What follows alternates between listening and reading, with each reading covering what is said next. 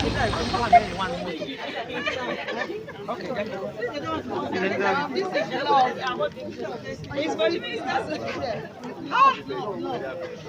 cannot sit on your own, but you can sit on my own.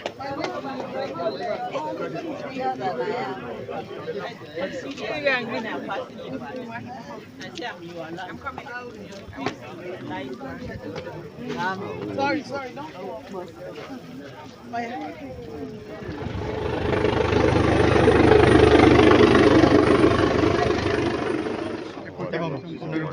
Mo mọ̀ ṣé àwọn àdá lọ́sà ṣàlàṣẹ́ àdá. Ẹ jẹ́ kó wọ́n kábíyèsí. Àwọn kan tó ń jẹ́ lọ́sọ̀. Àwọn àti sọ fún kẹ ṣe security check wọ́n ṣe everybody ló máa tẹ̀lé wa wá síbí báyìí. Ẹ mọ tó ṣẹlẹ̀ no no no ẹ máa gbọ́ mi ẹ gbọ́ mi first lady ẹ gbọ́ mi àwọn sílà ní no first lady bàbá rẹ̀ ti sọ ẹ gbọ́ mẹ́rin ẹ gbọ́ bí a ti bá tó sínú.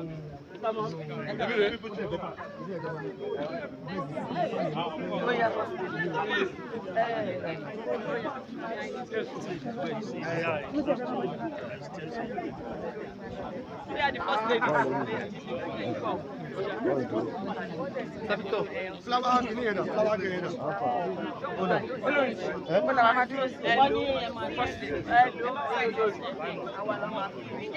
CSO. CSO.